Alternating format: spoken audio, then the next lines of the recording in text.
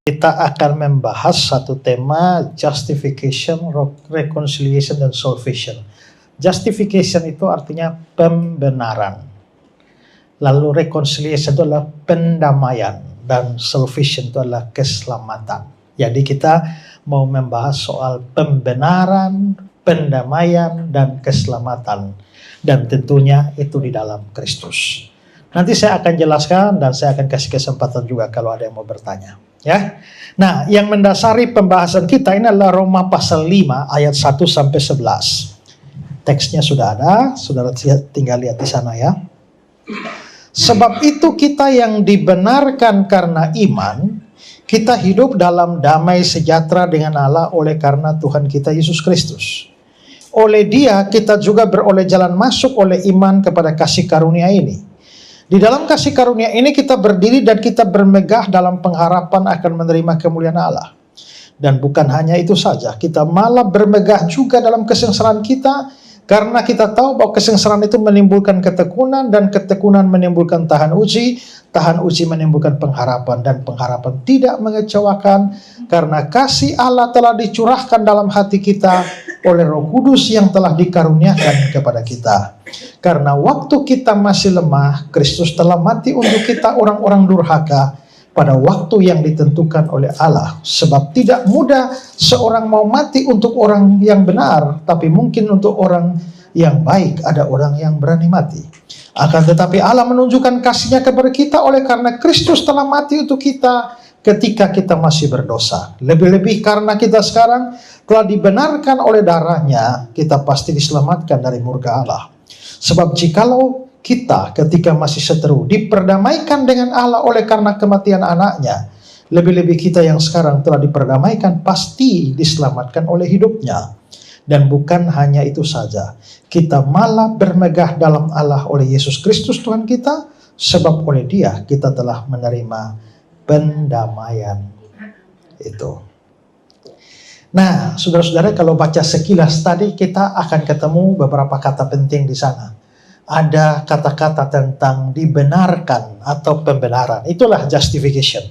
Lalu ada kata-kata tentang pendamaian, itulah reconciliation, ya. Dan ada kata-kata tentang diselamatkan, ya, kita pasti diselamatkan, itu adalah salvation. Karena itu maka tema kita hari ini adalah justification, reconciliation, and salvation. Pembenaran, pendamaian, dan keselamatan. Nah, saya mau bagi teks ini dalam beberapa bagian untuk kita pahami lebih dalam. Pertama, mari kita lihat keadaan manusia sebelum percaya atau sebelum diselamatkan. Itu adalah gambaran kehidupan kita semua. Sebelum kita dibenarkan, sebelum kita percaya, sebelum kita diselamatkan, itu modelnya kita tuh seperti apa? Keadaan kita tuh seperti apa yang digambarkan oleh Alkitab? Ya. Nah, Alkitab dari teks itu memberikan gambaran kepada kita kondisi kita semua dan kondisi semua manusia sebelum diselamatkan itu seperti apa. Pertama, dikatakan bahwa kita itu adalah orang-orang durhaka. Coba lihat ayat 6. Karena waktu kita masih lemah, Kristus telah mati untuk kita orang-orang durhaka. Jadi sebelum kita percaya, kita semua orang durhaka. Saudara orang durhaka, saya orang durhaka. Ya, kalau dengar kata durhaka tuh ingat apa?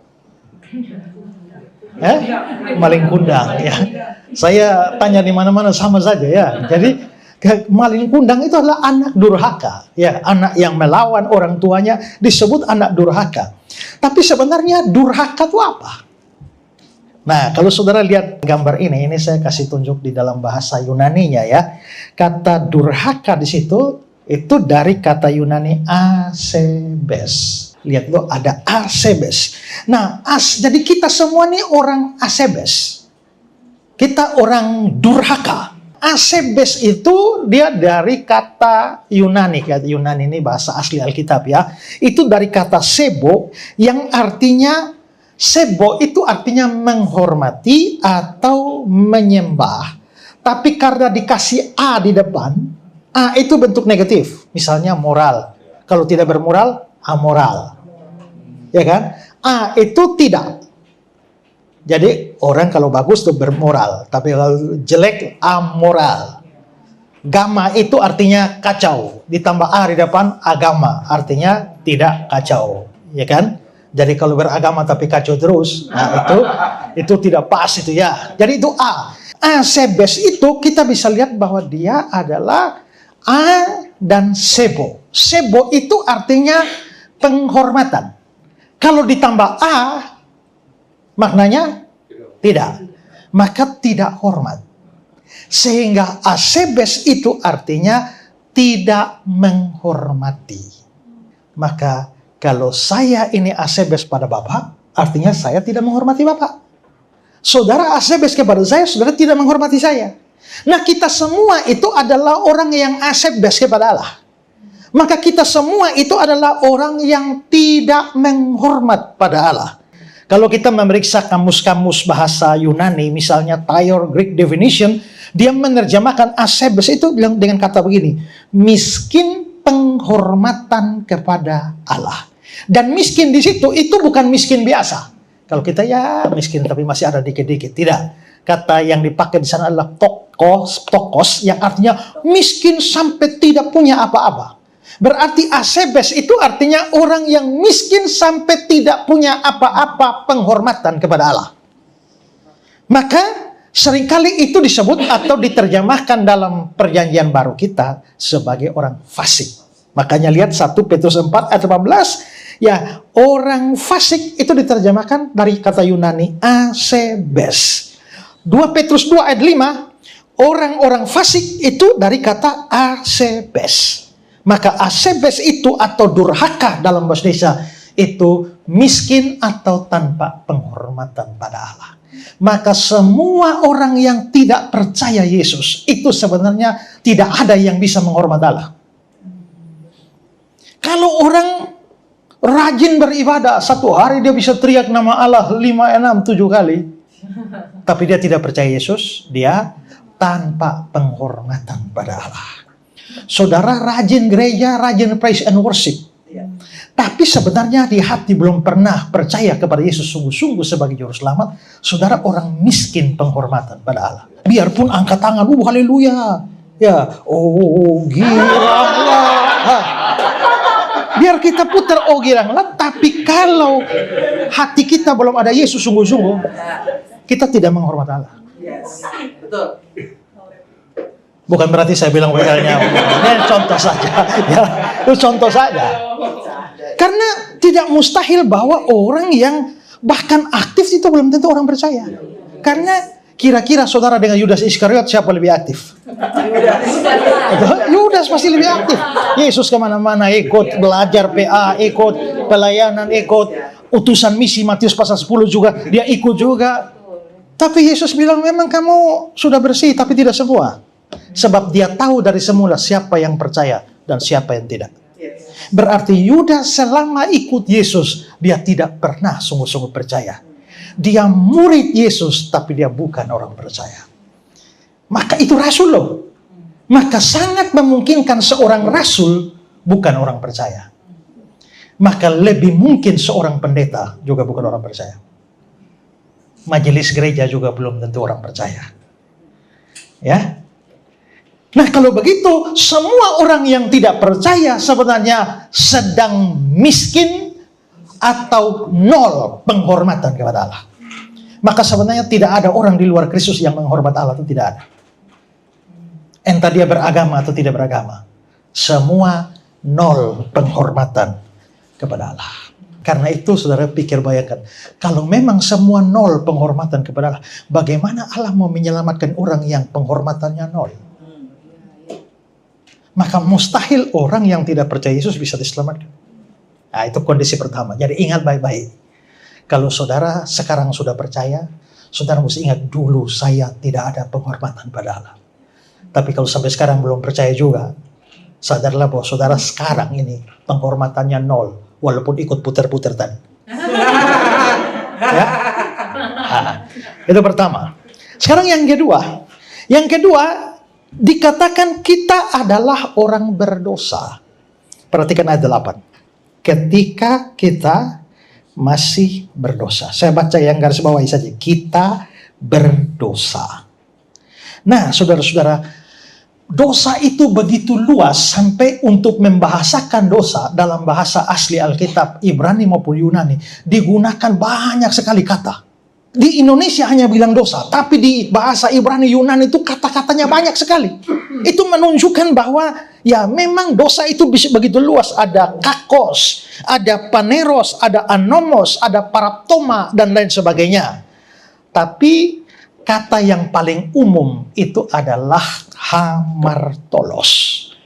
Dari kata dasar hamartia. Maka saudara lihat di ayat itu tadi itu ya, dikatakan bahwa kita ini orang berdosa. Di gambar tadi itu dikatakan bahwa kita apa? Hamartia, hamartolos.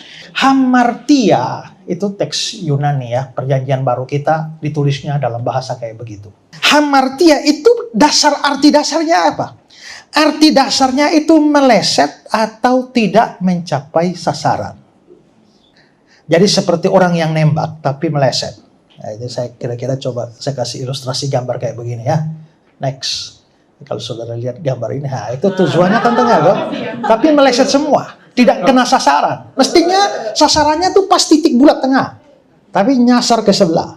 Itu namanya hamartolos. Maka dengan kata lain, semua orang yang di luar Kristus itu semua orang yang sedang meleset dari kehendak Tuhan. Kehendak Tuhan tuh maunya di tengah, tapi kita semua tidak ada yang pernah kena sampai intinya. Kita semua tuh ada meleset. Kita semua tuh belok arah, menyimpang. Coba kita bandingkan Keluaran 32 ayat 8. Segera juga mereka menyimpang dari jalan yang kuperintahkan pada mereka. Tuhan maunya begini, kita belok, menyimpang. Yesaya 53. Kita sekalian sesat seperti domba, masing-masing kita mengambil jalannya sendiri. Tuhan maunya jalan di sini, kita masing-masing ambil jalan sendiri. Mazmur 14 ayat yang ketiga, mereka semua telah menyeleweng. Miring semua. Maka inilah keadaannya pada saat kita semua berbuat dosa atau kejahatan, kita sedang meleset. Tapi ada arti kata lain dari hamartia. Pertama tadi meleset, arti kedua tidak mencapai sasaran. Apa bedanya meleset dengan mencapai sasaran? Gini ya. Kalau ini sasarannya, kalau meleset, abang mau tembak di sini, pelurunya ke sini. Pelurunya ke sini. Itu namanya meleset. Tapi tidak mencapai sasaran, abang nembak, memang pelurunya lurus. Tapi belum sampai sini udah jatuh di sini. Ya, ngerti ya? Nah, hamartia itu arti pertama itu meleset, nggak kena sasarannya. Arti yang kedua, sebenarnya lurus, hanya nggak nyampe. Jadi, berbuat dosa itu seperti meleset. Tapi kita waktu berbuat baik, perbuatan baiknya nggak nyampe standar yang Tuhan mau kasih. Tuhan tentukan standarnya di sini, kita baru sampai sini sudah jatuh. Maka, kita orang berdosa, itu maksudnya apa? Maksudnya adalah, waktu kita berbuat dosa, kita melenceng. Waktu kita berbuat baik, bahkan perbuatan baik kita tidak capai sasaran. Artinya, jangankan dosa kita, perbuatan baik kita pun tidak ada manfaatnya. Karena perbuatan baik kita tidak pernah capai sasaran. Nah, maka kita bisa lihat, karena perbuatan baik kita tidak pernah mencapai sasaran, maka perbuatan baik kita pun itu menjadi suatu nilai negatif di mata Tuhan. Oke, sekarang marilah kalau kita hanya pakai kacamata dunia, begitu lihat ada orang baik, orang baik ya, luar biasa ya. Tapi dari kacamata Tuhan, perbuatan baik manusia itu tidak pernah ada yang sampai capai sasaran. Maka semuanya tidak capai sasaran itu hamartia. Maka hamartia itu kan diterjemahkan dosa. Artinya waktu kita berbuat jahat, melenceng itu dosa. Tapi waktu kita berbuat baik dan tidak capai sasaran, berbuat baik pun menjadi dosa. Oke, sekarang mari lihat Yesaya 64. Demikianlah kami sekalian seperti seorang najis, segala kesalehan kami seperti Ini kesalehan, bukan kesalahan. Kesalehan ini baiknya. Salehnya kita. Berapa banyak salehnya? Segala. Berarti semua kebaikan kita, segala kesalehan kita, nilainya kain kotor. Nah, di sini kata kain kotor dari bahasa aslinya, bahasa Ibrani, yaitu beget idim. Kain di situ itu adalah beget. Dan kotor itu adalah idim. Tapi sebenarnya beget idim itu bukan hanya kain kotor biasa. Bukan hanya kain pel, kain lap meja, bukan. Beget di situ itu menunjuk kepada kain pembalut wanita waktu datang bulan.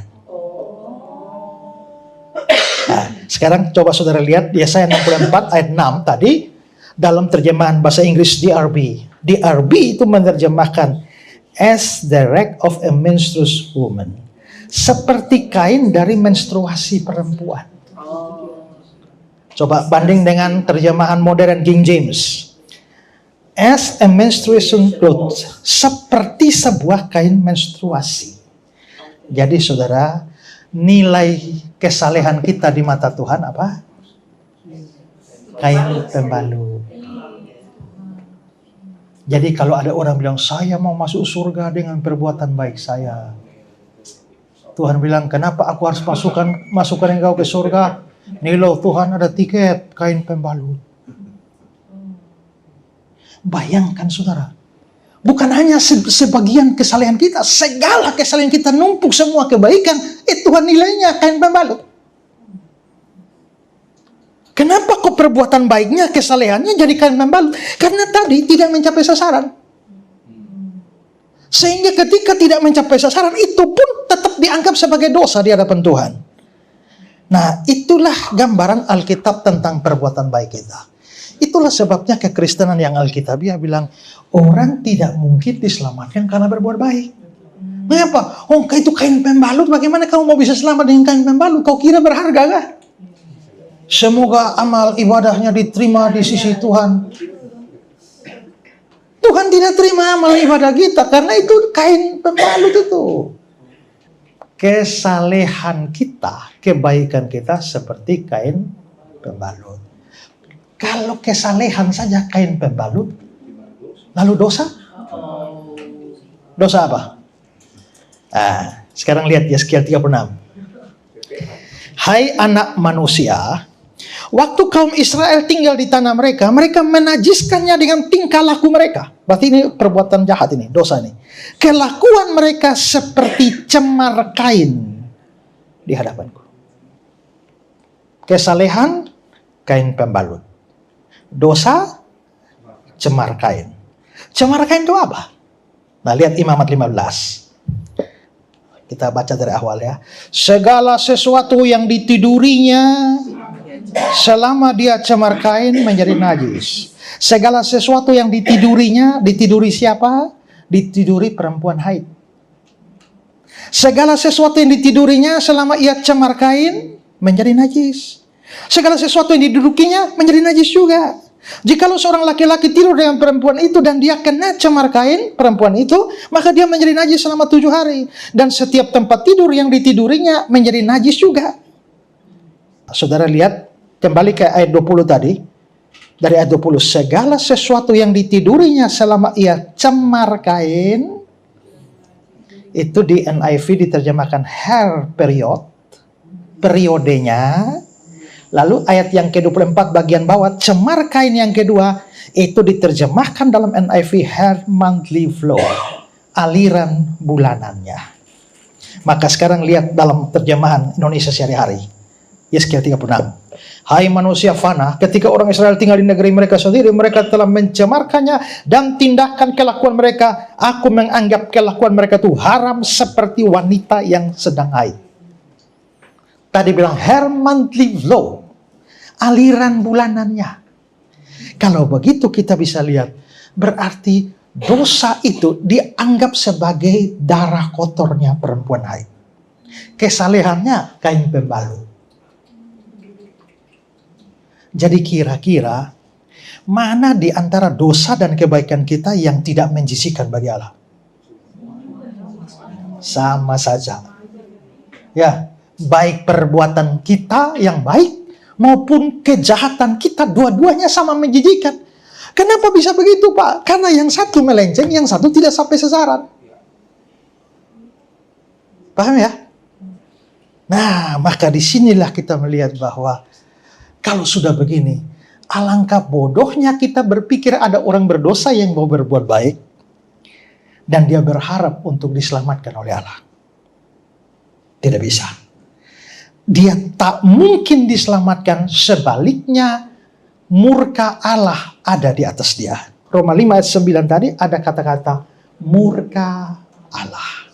Maka orang yang berbuat dosa maupun orang berbuat baik yang tidak mencapai sasaran, maka murka itu ada di atas dia. Bandingkan dengan Roma 1:18, sebab murka Allah nyata dari surga atas segala kefasikan dan kelaliman manusia yang menindas kebenaran. Maka dengan kata lain, semua kita pada waktu belum percaya Yesus ada murka di atas kita. Sudah menjijikan lagi, dimurkai lagi. Maka saudara pikir coba, di luar Kristus, adakah orang yang rasa diri cukup baik untuk diselamatkan? Padahal dia nggak sadar bahwa dia itu menjijikan sekaligus murka ada di atas dia. Nah ini penting sekali. Nah itulah keadaan kita. Jadi dulu kita miskin penghormatan pada Allah. Dulu kita menjijikan sekali di hadapan Allah. Dulu kita dimurkai, hanya murka saja yang ada di atas kita. Yang ketiga, kita itu adalah musuh atau seterunya Allah. Sekarang lihat ayat 10. Sebab jikalau kita ketika masih seteru, jadi Paulus ngomong kepada orang percaya kan, kita dulu masih seteru. Kan sekarang kan sudah percaya kan? Tapi dulu kita ketika masih seteru, artinya apa? Artinya semua orang yang di luar Kristus itu adalah seterunya Allah, musuhnya Tuhan Allah. Dan saudara-saudara, ini eksplisit bilang seteru, tapi ada implisitnya di ayat 1. Coba lihat Roma 5 ayat 1. Sebab itu kita yang dibenarkan karena iman, kita hidup dalam damai sejahtera dengan Allah. Kita yang dibenarkan karena iman, kita sudah hidup dalam damai sejahtera. Tapi waktu kita belum dibenarkan, nggak mungkin kita hidup dalam damai sejahtera. Lalu dengan apa? Dengan perseteruan. Dengan permusuhan dengan Allah. Berarti orang yang tidak percaya pada Yesus, itu dia sesungguhnya adalah musuh Allah. Ya, musuh Allah. Kenapa kok musuh Allah? Ya karena dosa tadi. Saya kutip kata-kata dari Matthew Henry, dia bilang begini, dosalah yang menimbulkan permusuhan antara kita dengan Allah. Dosa tidak saja menciptakan keterasingan, tapi juga perseteruan. Allah yang kudus dan benar tidak mungkin dapat berdamai dengan seorang berdosa, sementara orang itu terus berada di bawah kesalahan dosa. Adam Clark, di dalam setiap hati manusia terdapat suatu ukuran permusuhan terhadap kekudusan, dan sebagai konsekuensi terhadap penciptanya, manusia jarang mencurigai hal itu, karena salah satu sifat dosa adalah membutakan akal budi, sehingga manusia tidak mengetahui keadaan diri sendiri. Maksudnya, banyak orang tidak tahu bahwa dia adalah musuh Allah. Dan juga dia tidak tahu bahwa dia sedang memusuhi Allah. Charles Hodge. Kata musuh atau seteru diterapkan pada manusia bukan hanya sebagai gambaran dari karakter moral mereka, tapi juga dari hubungan di mana mereka ada terhadap Allah sebagai objek-objek dari ketidaksenangannya. Di sana bukan hanya ada satu oposisi yang jahat dari orang berdosa terhadap Allah, tapi juga satu oposisi yang kudus dari Allah terhadap orang berdosa. Maksudnya Hodge begini, bukan hanya kita yang musuhi Allah, Allah juga musuhi kita. Gitu. Kok rasanya saya tidak pernah memusuhi Tuhan Allah ya?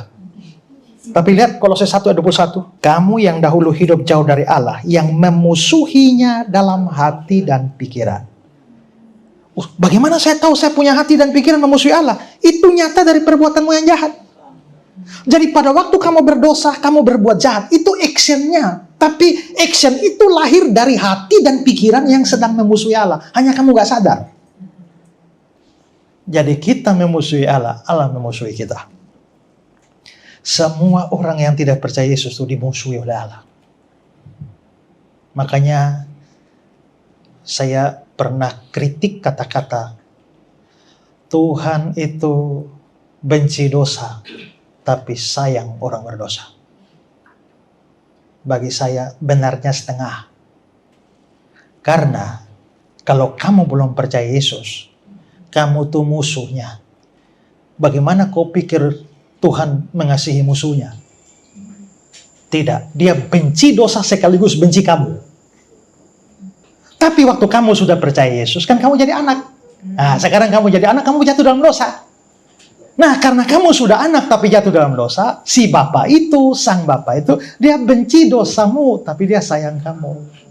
Itu baru terjadi setelah kamu percaya Yesus. Tapi kalau kamu belum percaya Yesus, dia benci dosamu sekaligus dengan kamu. Kalau sudah jadi anak tapi anaknya nakal, maka dia sayang kita, dia sayang anaknya, tapi dia benci dosanya. Sekarang kalau kita ini dimusuhi dan bermusuhan dengan Allah, maka ini masalah besar. Karena kita bukan memusuhi dan dimusuhi oleh seorang manusia. Bermusuhan dengan ini, kalau bermusuhan dengan Pak RT saja kita rumit ya. Apalagi dengan Pak Wali Kota, ya. Pak Presiden itu repot kita, ya. Tapi ini bermusuhan dengan Allah. Coba lihat Mazmur 139. Dari belakang dan dari depan engkau mengurung aku. Kemana aku dapat pergi menjauhi rohmu? Kemana aku dapat lari dari hadapanmu? Jika aku mendaki ke langit, engkau di sana. Jika aku menaruh tempat tidur di dunia orang mati, di situ pun engkau. Jika aku terbang dengan sayap fajar, membuat kediaman di ujung laut. Jika di sana tanganmu menuntun aku, tangan kananmu memegang aku. Jika aku berkata, biarlah kegelapan saja melingkupi aku, terang sekelilingku jadi malam, maka kegelapan pun tidak menggelapkan bagimu. Malam menjadi terang seperti siang, kegelapan sama seperti terang. Mazmur ini konteksnya menunjukkan kemahahadiran Allah. Tapi saya pikir begini, kalau Allah maha hadir begini, nomor satu, itu hiburan bagi yang percaya. Tapi itu ancaman bagi yang berdosa. Karena kalau Tuhan hadir di mana-mana, kita orang percaya, mau sampai pelosok lubang manapun, puji Tuhan, Tuhan hadir di sana. Jangan. Tapi kalau kita orang berdosa, lu mau berdosa sampai sembunyi di lubang batu manapun, dia ada di situ, itu masalahnya. Maka itu ancaman bagi kita. Maka di hadapan Allah yang maha hadir seperti ini dan engkau harus bermusuhan dengan dia, celakalah kita. Ya. Jadi kita nih orang yang miskin penghormatan kepada Allah. Kedua, menjijikkan dan dimurkai. Ketiga, musuh. Sekarang yang keempat. Yang keempat, kita adalah orang lemah, tidak punya kekuatan, tak berdaya. Lihat ayat 6. Karena waktu kita masih lemah, kita lemah. Nah, kata lemah di sini dari bahasa aslinya adalah astenes. Dan astenes ini itu dari dua kata. Ya, yang pertama adalah stenos yang berarti kuat atau mampu. Lalu tadi saya jelaskan, A di depan itu artinya apa? Bentuk negatif. Kalau stenos itu artinya kuat atau mampu, maka astenos tidak kuat, tidak mampu. Tanpa kekuatan, tanpa daya. Makanya dalam terjemahan Indonesia sehari-hari dia bilang begini, ketika kita dalam keadaan tidak berdaya, versi King James, ya, kita tanpa kekuatan, maka kondisi kita yang keempat, di luar Kristus, kita ini tanpa daya, kita tanpa kekuatan, kita tanpa power apapun. Pertanyaannya adalah, ini kita tanpa daya dalam hal apa? Kita tanpa kekuatan dalam hal apa? Saya kasih Albert Barnes. Albert Barnes bilang begini, kata yang digunakan di sini adalah astenon. Astenon biasanya digunakan untuk mereka yang sakit dan lemah, yang kehilangan kekuatan karena penyakit. Ada referensi ayatnya. Tapi kata ini digunakan dalam pengertian moral untuk menunjukkan ketidakmampuan atau kelemahan sehubungan dengan usaha atau tugas apapun.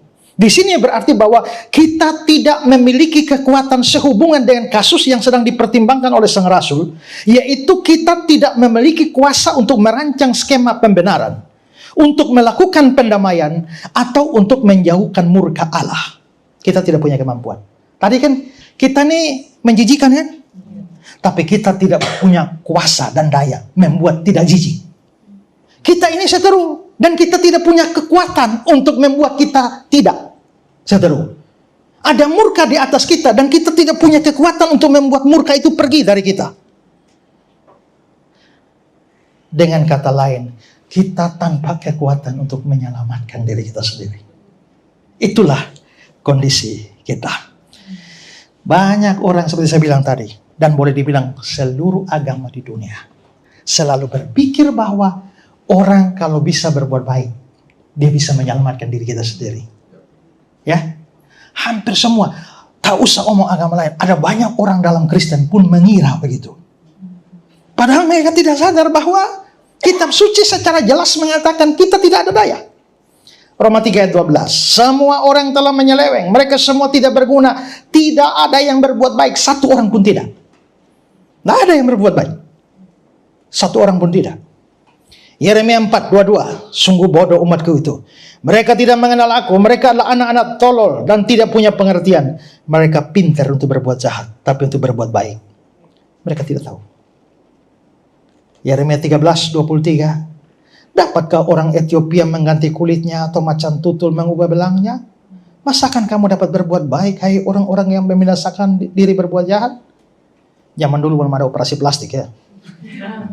Jadi orang Ethiopia tak bisa mengganti kulitnya jadi putih, tetap hitam. Nah begitu juga kita tidak bisa berbuat baik. Seandainya bisa berbuat baik, tidak capai sasaran. Karena tidak capai sasaran, maka kain kotor, kain pembalut. Bahkan begini, kalau ada orang mau berjuang berbuat baik supaya dia selamat, justru dia jadi tidak selamat. Dasarnya apa? Galatia 3 ayat 10. Karena semua orang yang hidup dari pekerjaan hukum Taurat. Apa artinya hidup dalam pekerjaan hukum Taurat? Hidup di sini bukan hidup jasmani, mau hidup rohani, mau selamat. Jadi semua orang yang mau selamat dari pekerjaan hukum Taurat, pekerjaan hukum Taurat itu apa? Yaitu kamu taat supaya selamat. Waktu kamu mau andalkan taat supaya selamat, kamu justru berada di bawah kutuk. Sebab apa? Terkutuklah orang yang tidak setia melakukan segala sesuatu yang tertulis dalam kitab hukum Taurat ini. Coba saudara perhatikan kalimat terakhir itu. Terkutuklah orang yang pertama tidak melakukan. Yang kedua, terkutuklah orang yang tidak setia melakukan. Jadi kalau melakukan tapi tidak setia, terkutuk juga. Pernah berdoa pagi? Selalu berdoa pagi? Tiap hari tidak pernah absen satu kali pun? Satu kali absen, saudara terkutuk. Pernah sabar? Selalu sabar? Kalau bolong satu, kamu terkutuk. Kenapa? Karena terkutuklah orang yang tidak setia. Dalam beberapa terjemahan, terkutuklah orang yang tidak terus menerus. Jadi kamu taat, tapi kalau kamu satu kali tidak taat, kamu terkutuk. Saya satu kali bawa motor, lagi pas mau di jalan ini, tiba-tiba ada satu motor mau masuk, hampir tabrakan. Saya lihat dia juga lihat saya. Saya juga lihat dia juga. Dia lihat saya juga. Saya pikir mau apa dia. Sambil lihat-lihat begini, tiba-tiba dia dan dia hantam ludah kena di wajah saya. Baru dia balik motor dan dia lari. Langsung saya putar motor juga kejar dia. Hari ini mampus dia kalau saya dapat. Tapi sementara kejar-kejar seperti ini, teringatlah aku akan kata-kata Yesus di atas kayu salib. Ya Bapa, ampunilah mereka. Akhirnya saya stop motor dan ya Tuhan ampunilah mereka. Hari itu saya sabar. Haleluya. Sabar, cerita belum selesai.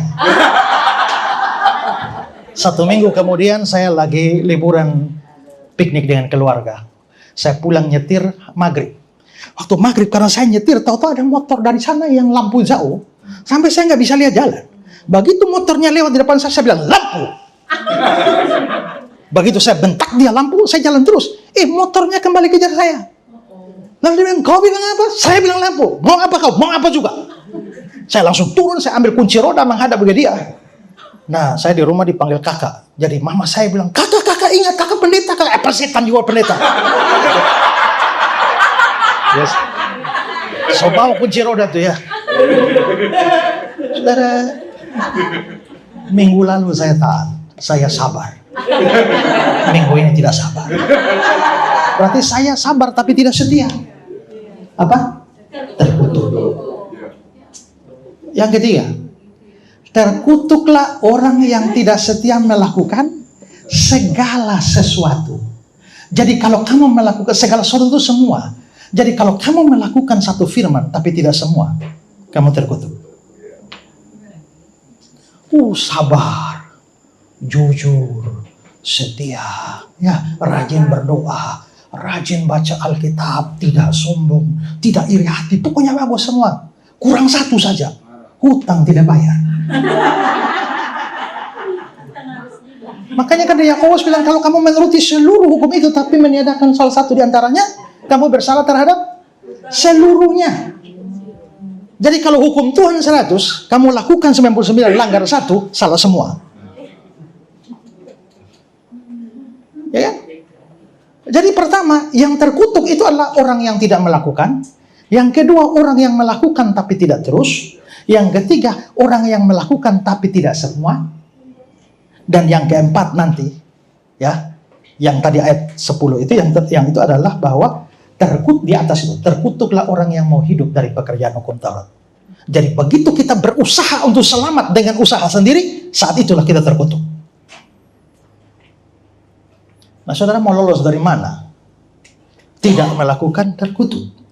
Melakukan tapi tidak terus, terkutuk. Melakukan tapi tidak semua, terkutuk. Berusaha selamat dengan cara lain, terkutuk. Jadi kau dapat jalan dari mana? Tidak ada. Maka kutukan itu ada di atas kita. Nah, maka itulah 4 gambaran tentang orang berdosa. John Stott.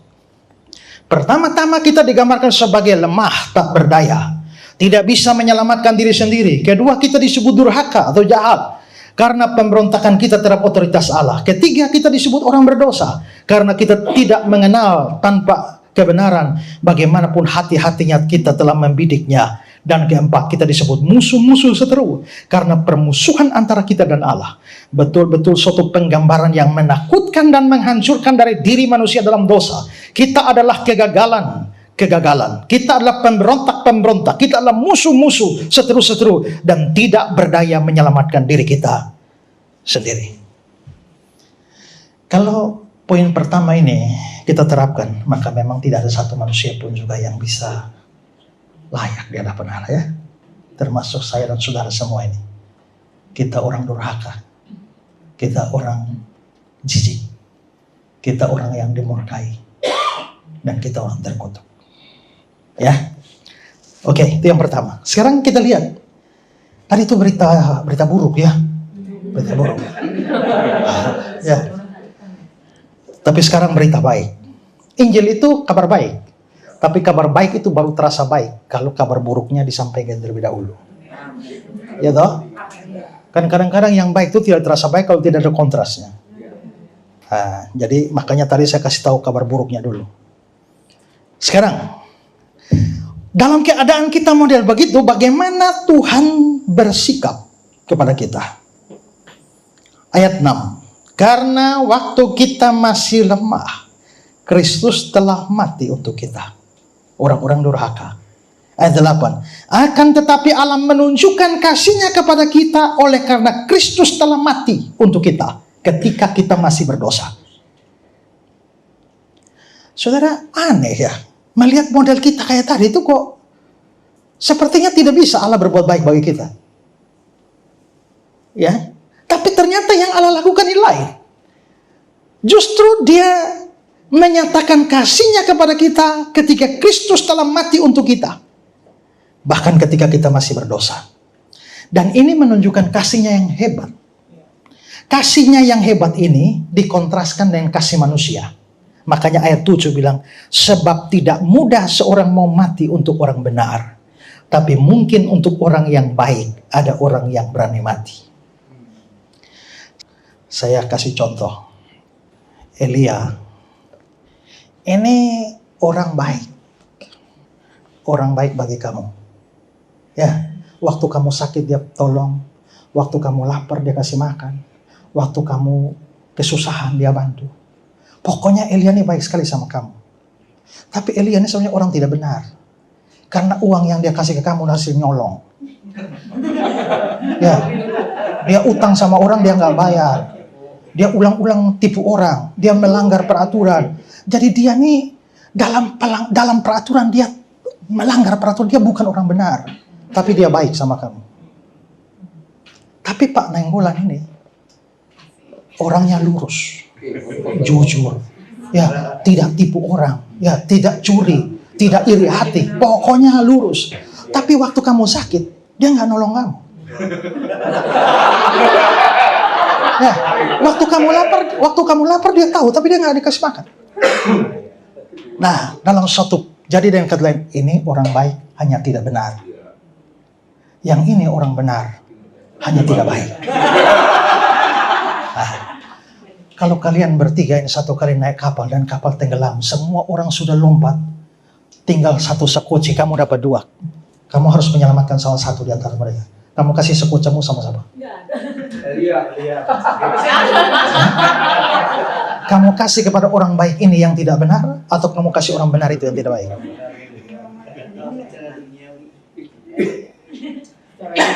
Ya kan? Kita cenderung untuk kasih biar dia nggak benar, yang penting kan dia baik sama saya. Jadi saya lebih memilih menyelamatkan orang baik daripada orang benar. Ya kan? Yang ini baik tapi tidak benar. Yang ini benar tapi tidak baik. Tapi ada bapak sebelah itu sudah tidak baik tidak benar lagi. Ya dong? Sudah tidak baik tidak benar lagi. Nah sekarang saudara, ternyata yang tenggelam bersama kamu bukan cuma 2 ini, 3 ini. Kamu hanya punya pilihan antara 1 atau 2, tapi kamu tidak akan pilih yang ketiga. Ya kan? Karena itu sudah tidak baik, tidak benar lagi. Sekarang saudara, waktu Tuhan mau menyelamatkan kita nih orang baik yang tidak benar, atau orang benar yang tidak baik, atau sudah tidak baik, tidak benar lagi. Kita nih model yang ketiga. Tapi ternyata dia memilih mati untuk kita. Saudara bayangkan nih kasih macam apa ini? Ini benar tapi tidak baik.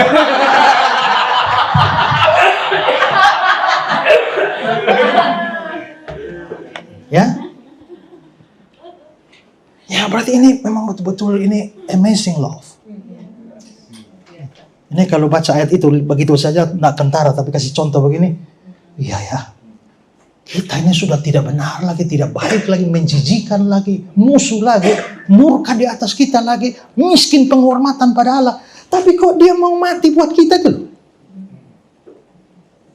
Maka itu kontras sekali. Nah, apa yang dia buat ini akhirnya, saudara lihat ayat 9. Diselamatkan dari murka Allah. Tadi kita murka ada di atas. Tapi gara-gara apa yang dibuat oleh Kristus ini, kita diselamatkan dari murka. Tapi bukan hanya diselamatkan dari murka. Ada beberapa hal yang diberikan akibat pengorbanan Kristus. Pertama, kita akan mengalami pembenaran. Inilah yang disebut justification.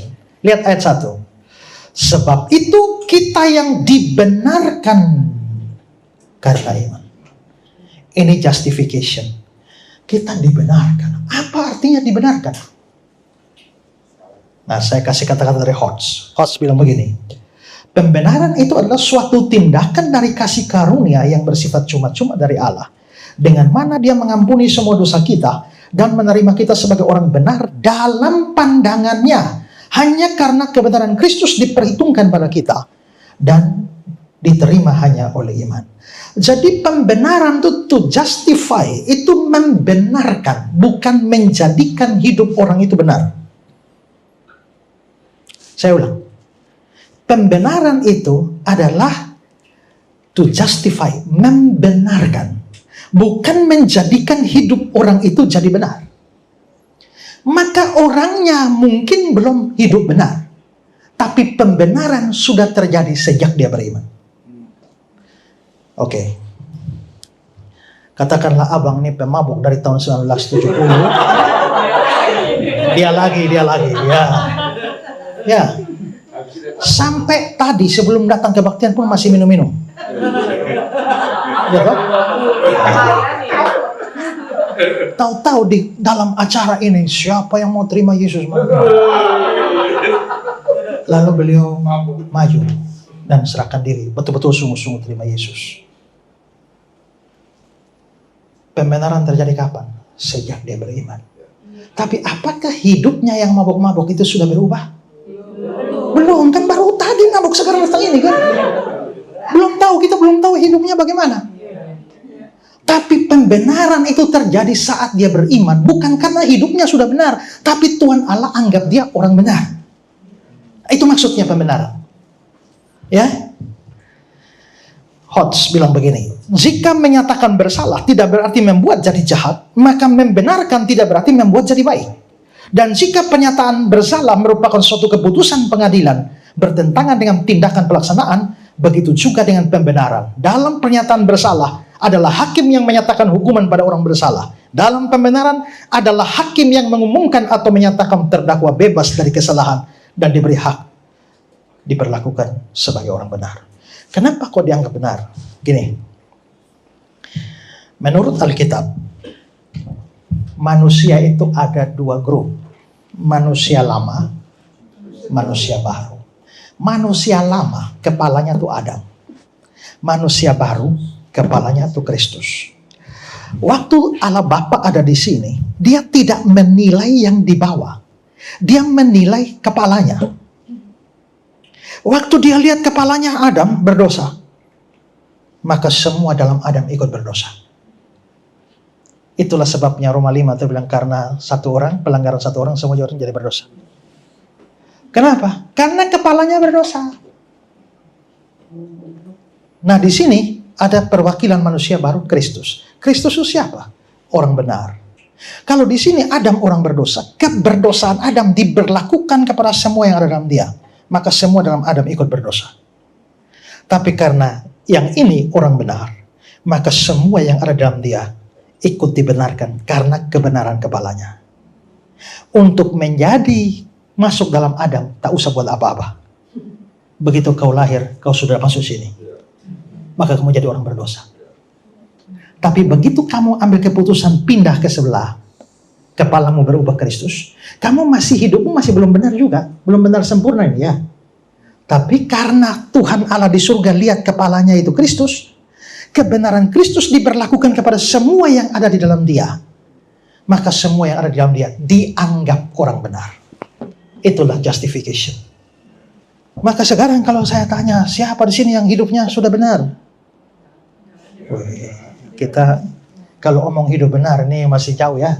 Tapi siapa yang adalah orang benar, status. Kalau kamu dalam Kristus, kamu harus percaya kamu orang benar. Ya, itulah pembenaran. Lalu nanti bagaimana kita jadi hidup kita jadi benar? Nah, itu ada satu proses lagi namanya sanctification, pengudusan. Itu baru prosesnya hidup jadi benar. Tapi yang paling pertama itu justification, pembenaran.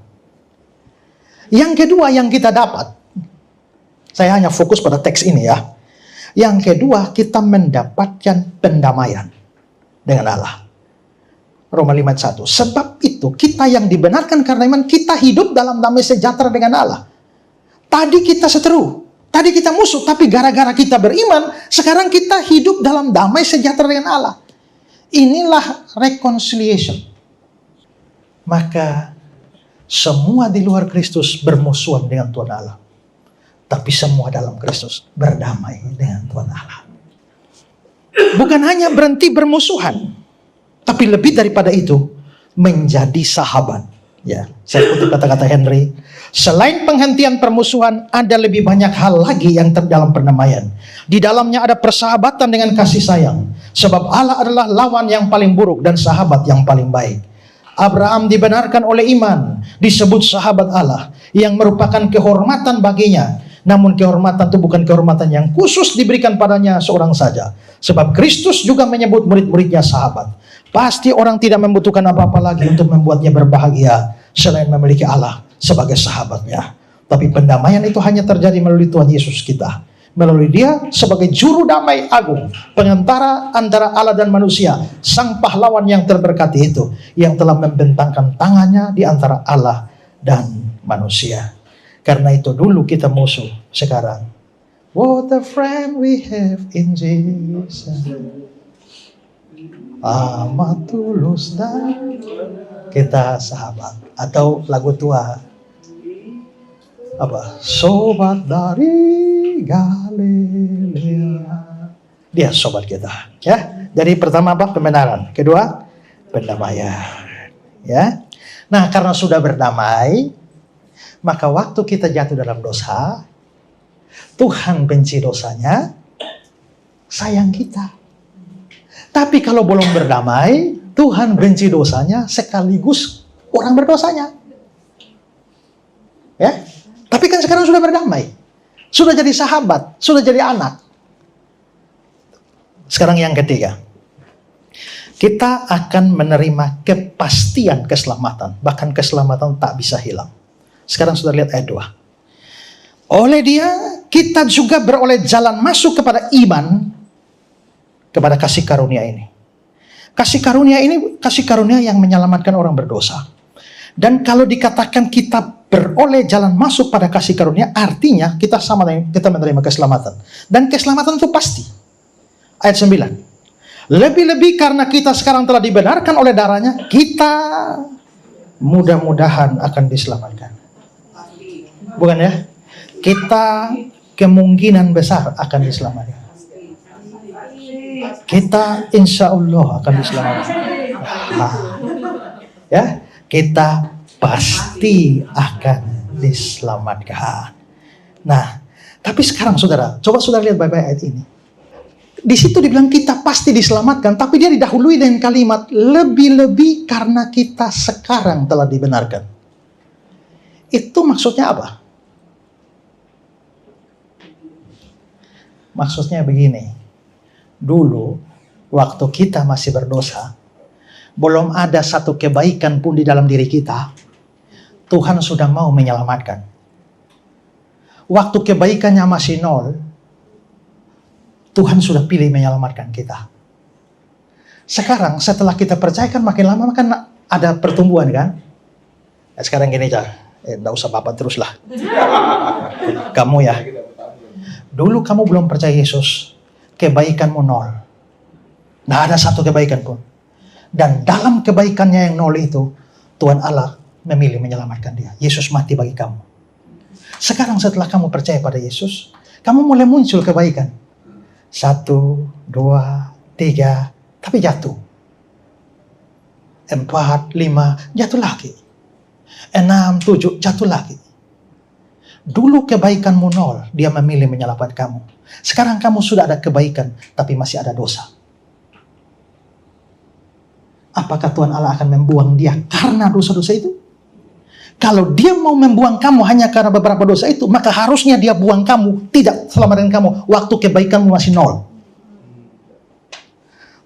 Coba lihat gambar ini. Saya kasih ini. Dulu sebelum percaya, keadaan kita durhaka, berdosa, jahat, musuh seteru, tanpa iman, tidak ada kebaikan, tidak peduli Allah, bejat total, pemberontak. Tapi Tuhan Allah menyelamatkan. Sekarang setelah percaya, dibenarkan, oke. Dibenarkan, berdamai dengan Allah, jadi sahabat Allah, yes. Beriman, jadi anak Allah, ya. Mendapatkan Roh Kudus, ya. Hanya masih banyak berdosa. Kalau memang gara-gara dosa setelah percaya ini, Tuhan tidak mau menyelamatkan kita lagi. Bukankah jauh lebih masuk akal dia tidak menyelamatkan kamu waktu di atas? Tapi kalau di atas saja Dia sudah memilih menyelamatkan kamu. Lebih-lebih lagi kamu sekarang yang telah dibenarkan, pasti akan diselamatkan. Tapi Pak, bagaimana kalau orangnya hidup dalam dosa sampai mati? Ya kan? Kalau dia hidup dalam dosa terus, artinya proses sanctification tidak terjadi. Karena kalau kamu betul-betul percaya, kan ada Roh Kudus dalam kamu. Kalau ada Roh Kudus itu akan membuat kamu makin hari makin baik. Walaupun belum sempurna, tapi ada perubahan ke arah yang baik. Tapi kalau kamu mengaku percaya Yesus, tapi kamu punya mabuk dari tahun 80 sampai sekarang tidak berubah-ubah sama sekali, maka kita curiga, jangan-jangan kamu belum sungguh-sungguh percaya. Dan kamu tidak akan diselamatkan. Bukan karena kamu kehilangan keselamatan, tapi kamu tak pernah selamat.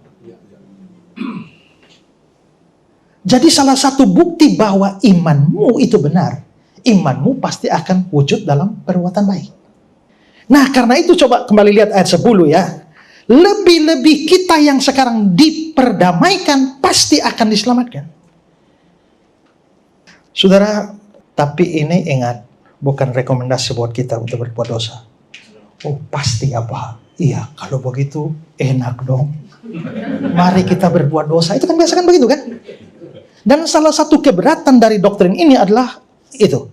Maka nanti biar berbuat dosa yang penting selamat. Dengar baik-baik. Kalau ada pikiran sedikit saja, mari kita berbuat dosa karena pasti keselamatan itu pasti. Kalau ada pikiran semacam itu di kepalamu, itu hanya bukti bahwa kamu belum benar-benar percaya. Karena orang percaya ada dorongan dari dalam, rindu taat. Menyenangkanmu selalu. Itu kerinduan gue, ya. Hanya kadang-kadang karena kelemahan daging menjadi jatuh, menjadi tidak taat. Tapi waktu kamu tidak taat, kamu juga jengkel itu ya. Kamu tidak mencintai dosa itu, kamu malah membenci apa yang kamu lakukan.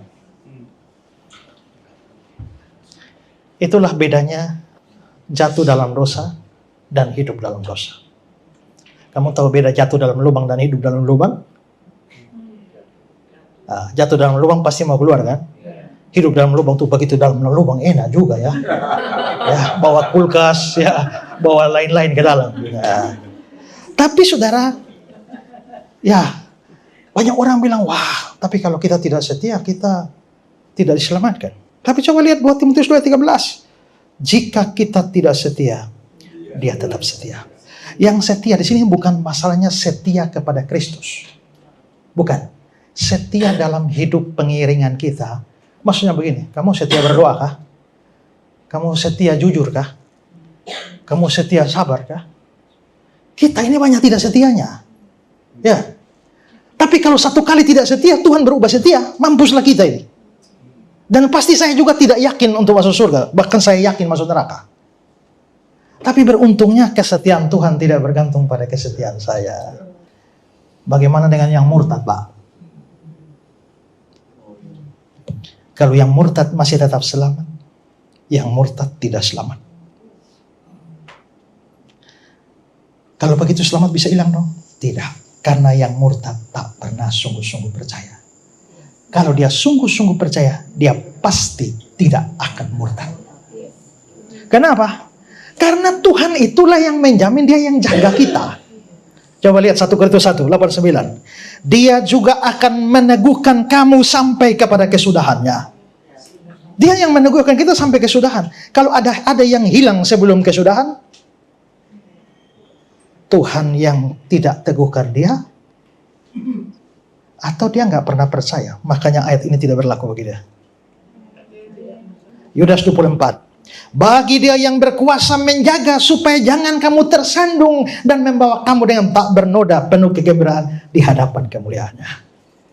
Bagi yang sudah percaya, dia pasti akan taat sampai akhir.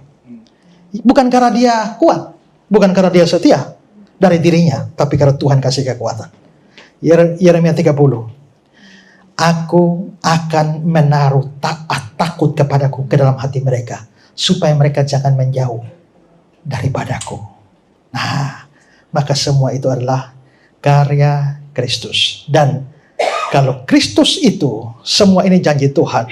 Kalau ada yang sungguh-sungguh beriman, dan sampai murtad. Janji semua ini bohong. Karena itu kita simpulkan, yang sampai benar-benar murtad, dia tidak pernah sungguh-sungguh percaya. Saudara bisa baca sendiri di dalam 1 Yohanes pasal 2, ayat yang ke-16, 17, 18. Kalau begitu sebenarnya karya Kristus bagi kita membuat kita pasti selamat. Lihat ayat 2. Oleh dia kita juga beroleh jalan masuk oleh iman pada kasih karunia ini. Di dalam kasih karunia ini kita berdiri dan kita bermegah dalam pengharapan akan menerima kemuliaan Allah. Dan pengharapan tidak mengecewakan. Kalau sampai dia janji kita selamat, tapi kita hilang di tengah jalan, pengharapan itu mengecewakan.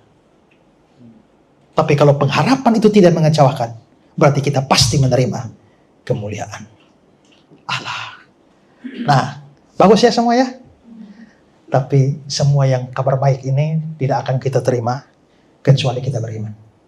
Makanya lihat ayat 1. Karena iman. Ayat 2. Oleh iman. Ya. Kalau orang tidak percaya, Efesus 2. Dia tanpa Kristus. Dia tanpa pengharapan. Dia tanpa Allah. Dan murka tetap ada. Yohanes 36. Murka Allah tetap ada di atas. Apa artinya tetap ada? Tetap ada artinya kamu bukan baru dia murkai. Tidak. Dari dulu murka sudah ada.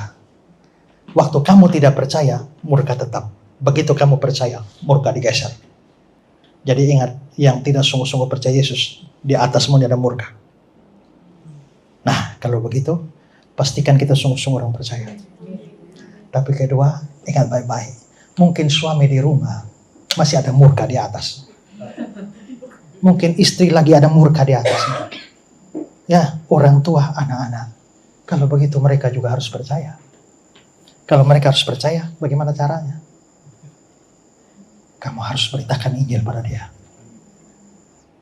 Dan berikan tantangan kepada dia untuk ambil keputusan percaya Yesus atau tidak. Kalau tidak, mereka akan binasa dalam neraka.